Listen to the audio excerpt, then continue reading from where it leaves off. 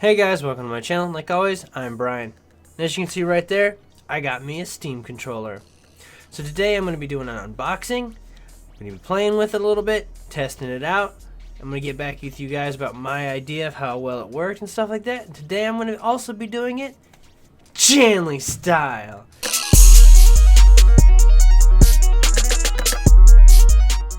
Now before I open it up, I just want to take a good look at the outside of the box. Steam spent some time designing the outside of the box, and I figured we might as well appreciate it. So, you get your view of how the controller actually looks. Down here it says Steam Machine Compatible, and that's about it. If you look at the bottom, in 5 languages it says Include. So, picture of the controller, picture of a USB cord. I'm assuming this is the wireless dongle, and then 2 AA batteries.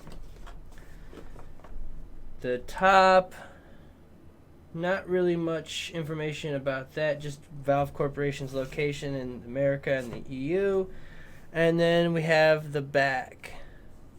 So right down here it says play all your Steam games from your couch, and then again in 5 languages that I don't speak.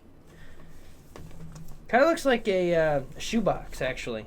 Looks pretty cool though. So let's go ahead and take that off and see what we've got inside. Oh, no, got a sticker down here. Hold on.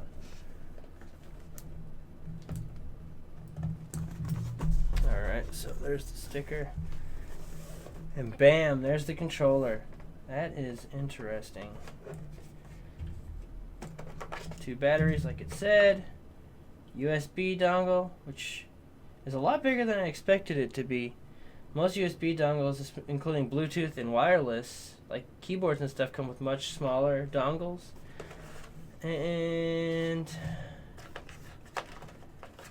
we have, it looks like a converter for the dongle.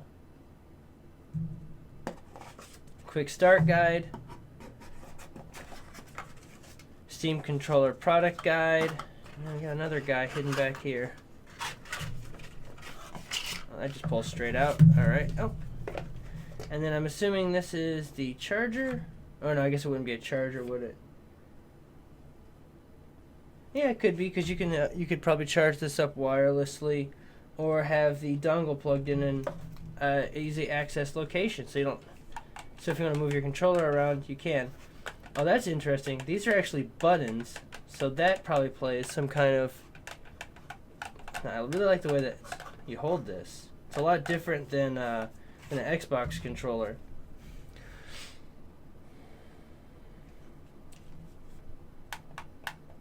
So yeah, let me go ahead and get some of the stuff out of the way, and then we will look more into this controller.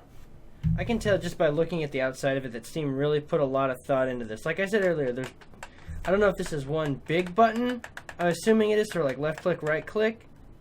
You can probably bind that any way you want. There's a button here in the stick. Obviously you've got your Steam button, probably start and pause, and then your standard X, Y, A, B. Really cradle, there's a nice cradle here for your hand to give you plenty of space to move around, since it's not set up like a normal controller. This is where it catches my attention. There's buttons here, here, and here. Not to mention, this pops off, and the batteries go in like this.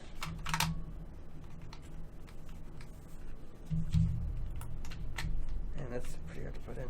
But to get the battery back out, you press here, and the battery comes right back out. So they definitely put some thought into this controller. Let me see if I can get the other battery in. It's kind of a pain, but really don't have to worry about the batteries popping out. And I'm really trying to figure out where these buttons are. The button itself is actually here. So like basically right underneath this eject button.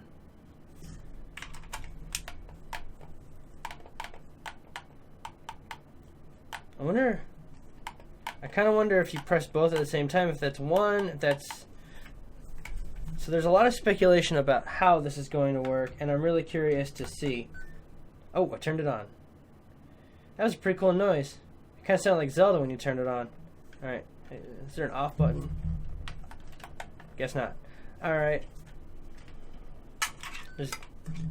Oh, it didn't make a connection, so it automatically powered itself off. That's pretty sweet.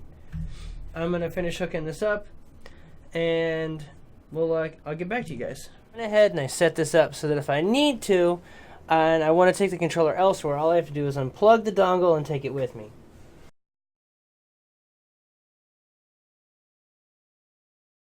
So even if you've used big picture mode before, that's the warning screen you get once you turn on your Steam controller for the first time.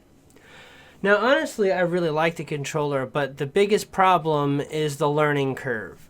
Using a touchpad instead of a stick or like a mouse is kind of weird, and I've kind of got wide fat thumbs, so trying to be precise was kind of hard, and really I think just getting used to it might be something that I need to do. Maybe they'll come out in the future with like some kind of weird like gamer glove with like a fine point stylus for real precision, but trying to line up my portals in Portals 2 just was difficult in general. Some of my guesses about the controller were right and some of them weren't exactly correct. This is a directional pad and it's used in games like Rocket League so that you can make quick comments using up, down, left, and right. And then this is not left click, right click. This is actually the use button in something like Portals.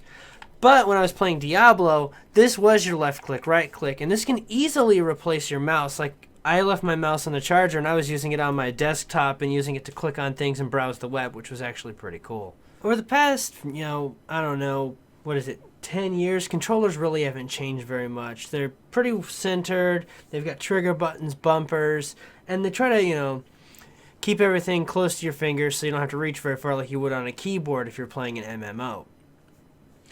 One thing that really jumped out at me though is how the Xbox controller, the PlayStation controllers are all very flat or they slope away, which is really good for when you're playing like this.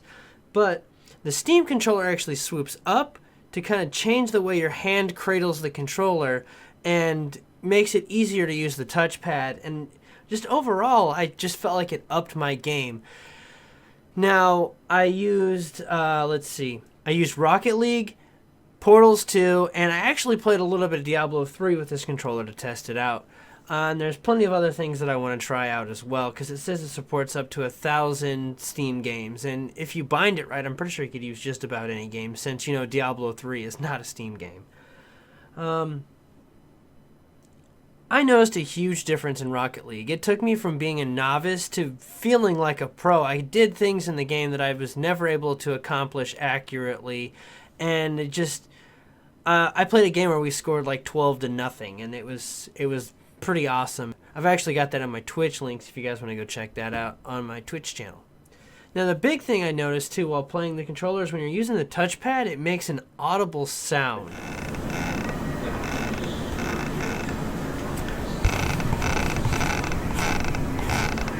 And really the biggest thing that stands out, and I've already pointed it out, is the buttons on the bottom of the controller. It just adds an extra level of utility to this controller, and I really hope more controllers kind of follow this. Another thing, I don't think it has vibration built into it, or at least when I was playing I didn't notice any kind of vibration, but maybe that will be something that changes in the future as well. The biggest thing I want to say before I wrap this up is, will I probably ever go back to playing Xbox controllers on PC? Probably not. This is the way to go if you're going to use a controller on a PC. I know there's some kind of taboo behind not using a mouse and keyboard, but this is a really great controller, and there's some games like Batman that just really aren't that playable using a keyboard. I prefer a controller for it. In Rocket League too, honestly, it's not really a great game for a keyboard. I know there's people that are good at it, but for some reason a controller just works better in my hands. I just noticed this. I'm going to do my best to show you guys because I don't want to take it apart, since this is the sheath that goes around the box. I'm a little particular about saving my boxes, but this looks like a complete diagram of exactly how the Steam controller is put together.